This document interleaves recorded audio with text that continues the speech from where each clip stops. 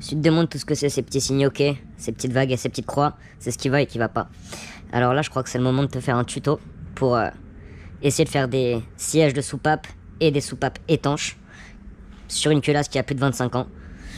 Et au bout d'un moment, bah c'est fatigué, qu'est-ce que tu veux que je te dise, hein. T'as beau juste faire un rodage, ça marche...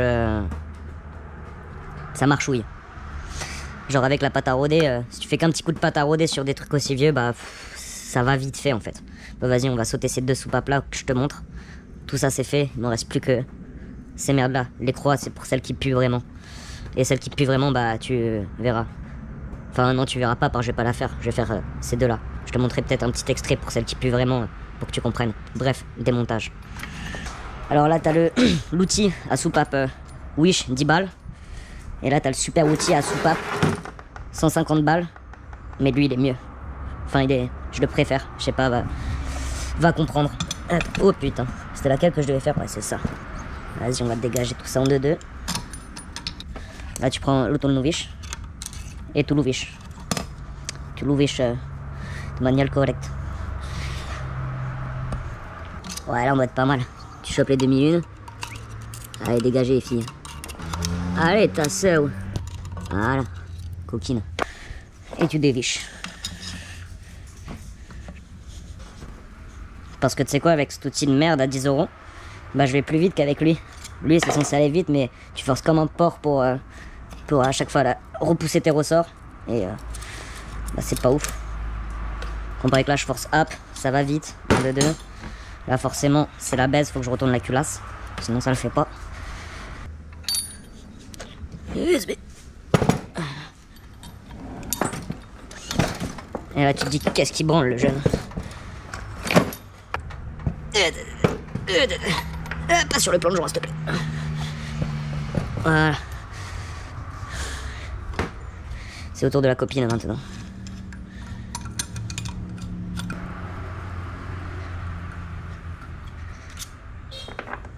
Ta gueule. Ta gueule. Voilà. Petit coup de chiffonnade. Si t'as vu en fait je m'étais dit juste avec un petit coup de pâte à rôder, ça va aller. Bah ça allait moyen, comme les flèches l'indiquent. T'avais des petites bulles qui passaient quand tu fais le test d'étanchéité. Du coup, étape numéro... Putain merde, la caméra était... Bon, là, ça doit être mieux. Donc voilà, les petites vagues, ça veut dire que ça va pas. Donc du coup, étape numéro 1. Tu prends ton blanco. Enfin un blanco évite, genre Tipex. Genre plus prône le Posca, le marqueur Schalke. Enfin le marqueur quoi. Et tu fais des petits... La petite peinture sur le siège. T'attends que ça sèche. Soit sinon t'es pas patient, tu mets un coup de soufflette. Et en attendant, je vais te présenter le fameux outil qui fait tout. C'est ce petit coffret là, je sais pas si tu l'as vu. C'est un truc qui doit être genre bien plus vieux que moi. Genre le double, le triple. Peut-être même le quadruple, je sais pas. C'est un truc qu'on m'a prêté. Tu sais, genre le genre de garagiste qui a des outils qui traînent depuis très longtemps et qui fait des brocantes. Et du coup, bah, il trouve ce genre de pépites. Et ça, mon gars, c'est des lames. C'est des lames. Du coup, pour utiliser cet outil, ça s'appelle un alésoir de soupape. Je crois que ça existe toujours, ça se fait toujours. Mais que c'est sûrement vraiment de moins de bonne qualité que ceux de l'époque. T'as les petits guides qui vont bien. Tu cales le guide. Surtout, t'oublies jamais de serrer ton guide. Sinon, tu nages. Enfin, t'as du jeu. Et si t'as du jeu, et que tu commences à attaquer ton métal sur ton siège, plutôt ton acier sur ton siège de soupape, avec un guide qui est pas droit, bah tu vas l'attaquer de biais. Tu vas faire au bas, tu vas faire quelque chose d'acyclique. Je sais pas si ça correspond t'as compris. Et du coup, tu vois, tu huiles un petit peu le guide toujours. Moi, il est toujours huilé parce que j'ai fait tout à l'heure. Pour que t'aies un petit effet ressort que t'aies pas de jeu, que t'aies aucun jeu. Tu peux mettre aussi une petite pointe d'huile dessus. C'est pas mal. Faut mieux, à sec, vaut mieux éviter ce genre de choses à attaquer avec des chicots comme ça. Même si tu le fous, ça jamais tu le mets sur une perceuse, c'est vitesse de rotation à la main, tout doucement, en appuyant gentiment. Hop, mise en place. et la toutoune. Et tu vas comprendre l'histoire du Blanco. Tu vas vite comprendre. Tu vois, avec un petit geste gentil. Et bam. Voilà. Tu vois les endroits où il nous reste des petites pointes. Encore celui-là, ça va, il est vraiment pas en mauvais état. J'avais écrit moyen, j'aurais presque pu mettre ok. Tu vois, ouais, là en bas. Je sais pas si t'arrives à voir. T'as encore des petites pointes blanches. Et bah t'y vas gentiment jusqu'à ce que t'aies plus trop de petites pointes blanches. Enfin, selon la couleur de ton marqueur. Si tu te fais un kiff, tu peux mettre du rose, du bleu. Eux, les usineurs, ils ont encore un truc mieux que ça. Je suis jaloux, je sais pas, ça c'est une espèce de peinture, mais qui fait pas peinture, on dirait un peu du Velleda. Faudrait qu'un jour je leur demande ce que c'est. Ah, c'est pas dégueulasse, hein, on est vite pas mal. Hein. J'avais mis moyen parce que j'avais vu une ou deux petites bulottes qui arrivaient à passer. C'est vrai quoi, je me souviens au moment de le noter, j'ai hésité à le mettre ok. Voilà, tu vois, là on est pas mal du tout. On arrive à quelque chose, on lui met encore deux petits tours pour la gloire.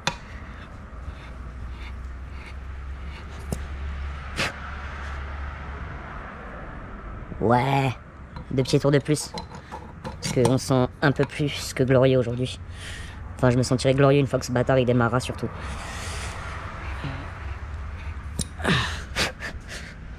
Eh, c'est plus que convenable. Allez hop, on dira qu'on est bon. Maintenant, t'as vu, tu desserres ton guide. Tu le frappes gentiment. Et tu le ressors. Et va chercher, je sais pas pourquoi, la 5 guide en 7,80 mes couilles. Et la 5 guide en 8. Et ils sont un peu tous comme ça. Je te dis ça, peut-être que le guide de 8 il rentre dedans. Ouais, ok, ça veut dire que j'ai un guide qui pue du cul quelque part. Mais c'est la vie. À un moment donné, si tu veux avoir une culasse vraiment nickel, bah t'en achètes une neuve. Tu fais pas des techniques de charreau comme ça pour récupérer tes vieux sièges de soupape éclatés. Surtout lui là. Je sais pas si tu remarques d'ici, mais à vue d'œil ça doit se voir. Là la soupape, elle a quasiment 2 mm 4 et là celle-là, lui, il avait tapé. Bah tu vois encore le restant de la soupape qui est venu faire un bisou à la culasse là. Et bah du coup avec cet outil, j'ai rectifié là, mais j'ai pas fait 4 tours pour enlever 1 mm. Hein. Il y a les cloques de la veille qui attestent. Mais en tout cas ça marche bien. Si jamais tes soupapes elles viennent niquer tes sièges de soupape parce que t'as la chaîne qui a pété ou que t'as un piston qui s'est arraché ou une vis de bielle qui s'est barrée. Ouais. Bah ça marche bien, ça marche super bien. Ça fait juste un peu peur parce que tu recules ta soupape de 1 mm. Là en l'occurrence elle est reculée de 1 mm 4. Heureusement qu'il y a des super rouleaux sur les culbuteurs qui sont réglables de ouf. Genre t'as 4 mm de réglage. Je peux encore l'enfoncer 3 mm si j'ai envie la soupape. Mais on va se calmer quand même. Alors du coup, maintenant tu changes de taille parce que bah t'as vu forcément t'as plusieurs tailles. Et t'as deux types d'angles aussi sur ce genre d'outil. 45 degrés et 30 degrés. Bah, en fonction des culasses. Ouais, ça va 45 degrés que je me plante pas. Si t'attaques avec l'angle de 30 degrés, tes sièges de soupape qui ont un angle de 45 degrés, bah tu vas chialer, c'est tout ce que je peux te dire. Alors du coup pour lui, tout blanc partout, bien sec. Et on y retourne gentiment. Tu vois déjà rien qu'en 3 tours, tu vois déjà un petit peu ce qui se passe. Enfin, 2 tours. Tu vois. Peut-être lui, il avait un peu plus morflé que l'autre. Il est bien serré, il bouge pas.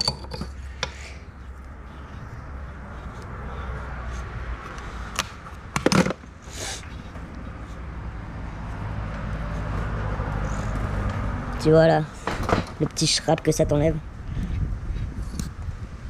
Ouais, effectivement, lui il avait pris un peu plus tarot. Le seul truc relou avec la peinture, c'est que les premiers coups, tu vois, bah ça te colle aux dents et puis après bah ça t'empêche de bien limer. Donc t'es obligé de te faire chier là comme ça, envoyer ton petit pouce entre chaque dent pour enlever la peinture qui reste collée sur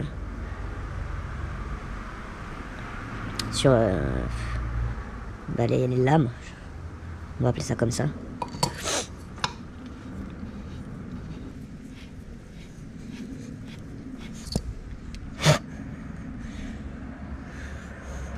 Et voilà tous les petits points blancs qui restent.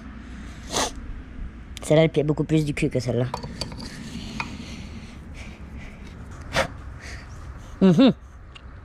Ça persiste. C'est que ça s'est creusé sur les petits points blancs. Encore heureux, ça va, j'en ai pas beaucoup. Faut quand même un peu appuyer, hein. Genre, faut pas appuyer comme un fils, mais un appui, la pression, quoi. Ça me donne soif, tout ça.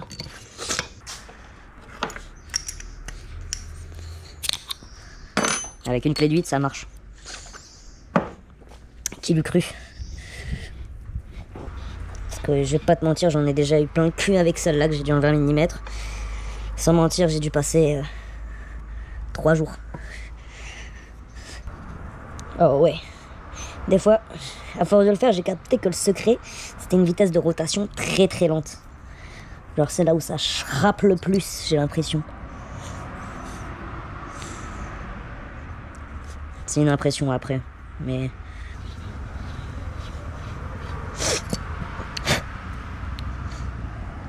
Est-ce qu'on encule les mouches ou pas? Bon, tu sais quoi, j'ai pas envie d'enculer les mouches. Ça ira très bien. Ça ira très très bien. Et maintenant, tu passes à ton petit rodage de soupape. Mais du coup, l'avantage, c'est que là, vu que tu lui as déjà mis un bon coup des familles, t'en as pas pour 15 ans. Tu fais un petit coup de gros grain, un petit coup de petit grain. Merci, au revoir. Papsou. Qu'est-ce que c'est cette merde? Bon, on va peut-être pas tout mettre. Hein. Voilà. On est dans une dose plus respectable. T'as pas besoin de mettre 12 kilos de pâte à rôder. Parce qu'après, bah, dès que tu commences à rôder, bah, y a tout qui se barre dessous, dessus, sur les côtés.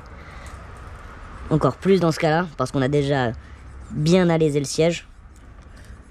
Donc, une petite quantité comme ça. En plus, c'est des crevards, ils te remplissent jamais les pots. Un petit peu d'huile pour faire plaisir au guide. Surtout comme moi, quand t'es un connard que t'as déjà monté les joints de queue de soupape. C'est pas génial de rôder les soupapes avec les joints de queue de soupape. Mais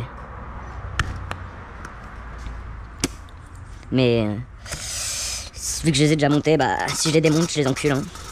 Et bah là, tu fais du feu. Des droites-gauche, des droites-gauche. 15 degrés, 45 degrés, tu lui mets. Hop là. Bon, après, c'est rodé une soupape, hein, y a rien de... Mais déjà, tu vois, une soupape, une bonne étanchéité, tu l'entends au bruit. Quand elle... Ça, c'est des bruits de bon signe. Bon, il y a toujours un petit peu de bave qui se mélange à la pâte à rôder, parce que pour faire tenir la ventouse, t'as pas 36 solutions. Et là, tu vois ce que je te disais, tu prends, tu fais un petit tour, t'enlèves tout le reste qui était passé sous le siège, allez, tu recolles. Et là, tu repars. T'entends le bruit là? On a déjà remis dessus un petit peu de matière. Ouais, c'est bon. Pour la grosse passe, elle est bonne. Je te dis, un petit coup, hein, tu te fais pas chier la vie à faire ça 25 minutes. Hein. C'est inutile. Enfin, peut-être il y a des mecs qui s'amusent à faire ça une demi-heure par soupape. Mais après avoir utilisé l'alésoir à soupape, t'as pas à te faire chier la vie avec ça. C'est vraiment la finition pour obtenir une étanchéité de haute qualité. Et là déjà, rien qu'à la gueule du siège, alors comment on est. Il est beau, hein. Il est très très beau là. Et elle commence à être belle. Elle commence à être très très belle aussi. Faut que tu aies le moins de rayures en fait, tu vois, faut que ce soit le plus uniforme. Merde, j'ai attaqué au gros grain ou au petit grain? Au gros. Allez, on va lui mettre le petit.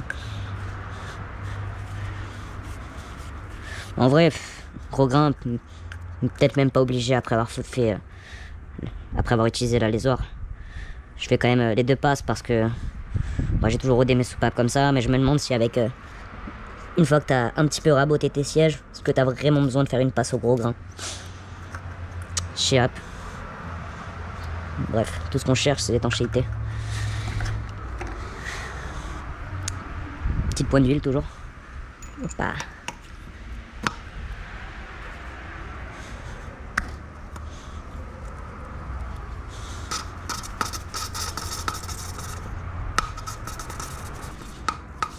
Hop là. Allez, ça ira.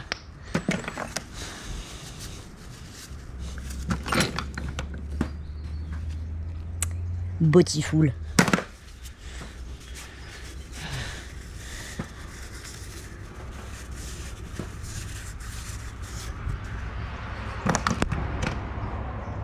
Magnifique. Là, tu vois, là, il est beau. Il est beau de ouf. Attends, peut-être que tu vois pas avec la lampe. Putain. Ah, on voit quand même le petit star là qui restait en haut que j'arrivais pas à choper. Je sais pas si tu le vois. Là. Tu vois, c'est là où il me restait un petit peu de pain. Sûr que j'arrivais pas à le péter. Bah, ça ira très bien. C'est pas un petit star comme ça qui va.